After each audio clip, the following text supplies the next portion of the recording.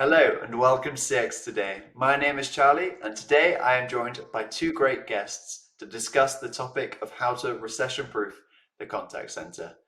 First up, we have Kurt Dalstrand, who is Director of Technical Sales and Services at Hammer. Kurt, thanks for joining us. How are you doing today? Doing great. Thanks for having me, Charlie. Well, it's great to have you, as it is great to have our second guest, who is Jim Carswell, who is Vice President of Sales Engineering at Hammer. Jim, I'll ask you the same question. How are you doing today? I'm doing wonderful. It's a beautiful day. It's Tuesday, getting close to the holiday time, so I'm doing wonderful. Yeah, absolutely. It's a wonderful time of the year as well, but it's maybe not a not so wonderful topic that we're going to be discussing today, and that's obviously with the looming recession. We're going to be talking about recession-proofing the contact center. So obviously, you both in Hammer came to us and like we really want to discuss this topic. We think it's going to be very important for the year ahead. Could you maybe tell us why you believe it is perhaps one of the most important topics for contact centers to consider right now? Yeah, I think just it's a we're approaching a potentially turbulent time, and it's an opportunity to really try to educate customers on what we're seeing in the industry, what we see works, what we see doesn't work, and hopefully they can be a little more prepared as they go into a turbulent time. Hmm, absolutely. Yeah, one thing that I see as well is even though there might be an economic downturn coming, customers still don't have any, they don't let down their expectations on what they're supposed to be getting in the way of services. So while vendors and companies are trying to save money and cutting costs and potentially removing headcount and technology, customers still expect a high experience, a good customer experience. So it becomes even more important to be able to optimize what you do have and get the most value out of what you have in place today. Absolutely. I think, yeah, some very important points there, which kind of illuminate why this is such a significant topic. And I believe that you've both kind of come up with six ideas to help contact centers navigate this really tricky economic environment. And the first of those is to have a plan. Who wants to talk us through this one? I'll go first. Yeah, really having a plan means, what you plan on doing, how you're going to be able to take your organization, your contact center through these turbulent times, what you're going to be performing, how you're going to optimize what you have in place today, still being able to retain that high level of customer experience with, of course, reduced funds potentially being available to it. There's been some studies. I think we had one from 2009, which is really the last major economic downturn, where they proved that customers or companies that took care of their customers during these times came out of the recession much faster than their competitors did in a much better positioning. Absolutely. I think that's, yeah, I mean, that's a pretty compelling argument. Kind of want to move on now to the next topic which you've picked out, and that is to identify areas where you can increase operating efficiencies. Could one of you maybe Yeah, talk us through I this one? think from this standpoint, from my perspective, I mean it's a great opportunity to sort of take a look in the mirror, perform an internal audit, if you will. Kind of looking at what worked really well, maybe what didn't, where you got bigger problems, and I think a big part of that, and certainly we see this in the industry we're in terms of customer experience testing, is having measurements and metrics that you can look at. And so whether those are higher level measurements and metrics, more service level, productivity, attrition, I think those are really key. Kind of going back to the planning piece, ensuring you have those in place. But I'd say probably the biggest thing that we see is really this idea of automation. I think automation is really a huge efficiency lever that organizations can leverage, not only from the nature of customer journeys, but also from the perspective of testing. We see this day in and day out, where organizations are really just leveraging their testing staff from a manual testing standpoint, and there's so much more efficiency that can be gained from a test automation perspective. Hmm. Yeah, absolutely. And on that theme of test automation, I think that's a nice bridge actually to our third topic, which we've picked out, which is to isolate gaps in the customer journey, and then of course fix them. Who wants to talk us through that one? I'll take a first pass at it. As Kurt mentioned, our business is around automation and performance testing, etc.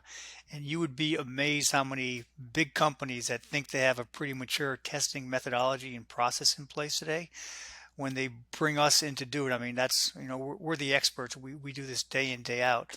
But you'd be surprised, you'd be shocked to find out that how many times, as an example, we did a testing for a customer a couple of nights ago where they were expecting to be able to deliver 4,000 concurrent customer calls coming in.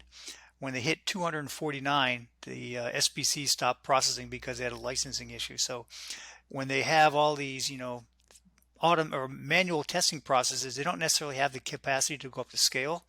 And that's really where you find out where the breakage points are going to be when you start loading up your contact center to where it needs to be at. But we find these things day in, day out where the customer thinks, oh, I'm fine, I don't really need to do testing. Somebody in the business forces them to do it. Then they come to find out that, well, guess what? Good thing I did do this. Otherwise, I would have had whether it be retail where you get Black Friday or Cyber Monday, or whether it be a health insurance company where you've got open enrollment, when the customers really need the system the most, without a proper automated testing methodology and process in place, they're going to find things they're not expecting when they do go live. Mm. Yeah, absolutely. I think it's also really interesting there is while a company may expect one of its systems to work properly, that maybe their vendor tells them, it's around the kind of the integrations between the systems as well, which a lot of these journeys actually fail. So having that full kind of end-to-end testing capability that you were suggesting there, Jim, I think is becoming more and more important. But then moving on to the next topic now, and that's obviously building a business case for technology investments like those testing tools that you were discussing. How can contact centers maybe do that now? Maybe their businesses are more hesitant to spend during this recession period. Yeah, I think it's interesting when you talk about making a business case for technology spend in a recession. For some businesses, this is actually an opportunity. Whether it's new products, different pricing models. At the end of the day, there's certainly opportunity for some organizations, and I think even if maybe the business itself isn't growing, there may be opportunities, kind of going back to the efficiency side of things. There may be more opportunities to provide more efficiency, and whether that's perhaps increasing containment or interacting a different way, implementing something like automated callbacks. I think there are opportunities for organizations to bring in new technology. We're obviously seeing in the industry a huge shift with CCaaS, a lot of different. In fact, Charlie, we were just talking about this prior to starting here. Just so many new players in the industry from a technology standpoint, which is great for businesses, great for consumers. I think the challenge is just trying to find the opportunity of where and how you can introduce some of those things. So whether it's conversational IVR, maybe just starting small with that, starting with a new line of business or a new product offering. But I think what's critical with technology investment is ensuring that you do have a test plan in place. That's really going to be the assurance to ensure that the ROI of that new technology investment is met. Yeah, I think you raise a good point in terms of that. Technology is going to unlock a lot of the savings that businesses will make in these times. And it goes back to a point that you made earlier as well of kind of the rise of automation helping to cut costs too. So maybe the business case will have to revolve slightly more around the kind of figures of ROI and really help to really focus in on those. I think this is an interesting topic to consider, especially in these times. But also, you think about the recession-proof contact center, maybe they want to speed up the investments that they've already made. I think that's the next trend on our list. I think that would be a key topic. Could either of you maybe talk me through that one? Sure, I'll start, and if Kurt wants to add.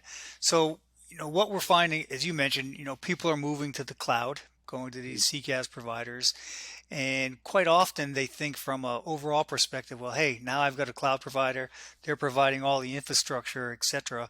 The reality is the same company, they still have going to own the entire customer experience, right? Because these CCaaS providers have a limited set. The traffic comes in, the traffic leaves their network, and that's kind of their domain. But the overall customer experience is still owned by the company, right? They still have to make sure that the customers are getting the services that they need, getting the level that they're expecting.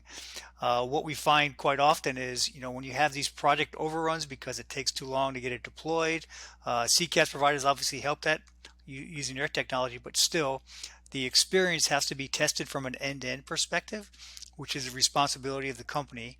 And then if you could do this testing up front, finding problems in a pre-production environment is probably 10 to 12 times less expensive than finding it once you go into production. So making sure that you've got good test coverage, that you've got good automation practices in place will save you a lot of money and save that customer experience from degrading when you move to this new technology. Yeah, yeah, absolutely. I think that testing environment, as you said, I mean, it can be such a good platform for innovation, in terms of as well, and you're not just putting things and seeing if they fail and then optimizing afterwards and constantly testing afterwards. It's having that environment seems like a massive CX win. Um, and then I kind of quickly want to kind of close off on our sixth topic for those companies looking to recession-proof their contact center, which is making sure the disaster recovery and business continuity plan is watertight. I don't know if either of you could talk us through that one. Yeah, I'd be happy to talk through that. I mean, so it's interesting, having been in the industry for 20 years or so now, amongst just the changes we've seen in the technology, I think we've seen changes in terms of the preparedness for companies when it comes to disaster recovery, business continuity planning. There's certain industries that we tend to see have more, I'd say, seasonality. Jim kind of talked about that a little bit before. Retail, in terms of holiday season, they've got a significant uptake. Here in the U.S., with the healthcare industry, we have something called open enrollment. We see lots of traffic. Folks need to sign up for their health insurance. In the energy utility sector, these industries are tending to do a lot of this. You could call it ready season, busy season, but this capacity load testing that they're doing in preparation for this known time period when they're going to have a lot of customer traffic. We're tending to see that more in the industry, and is frankly a great practice. I think the whole notion of disaster recovery, business continuity planning, we've seen this occasionally just in the industry. I think a good example I always like to point back to is so many companies are responsible, or so many companies today, their customers, their front door really is their website. And so the thinking is, well, if my website is reliable and working, then everything's fine. But what happens if the website goes down? If you haven't actually prepared and done load testing with your contact center, you are going to get a real production load test by your customers. And oftentimes, in those situations, if the contact center has not actually been load tested, and I'm not just talking about voice here, voice, chat, really all the digital channels, that hasn't been tested at scale. It's a real risk for the business, because if that contact center can't withstand that load and it goes down, your customers literally have no way to get a hold of you and do business with you. And that's a huge risk when we talk about business continuity planning.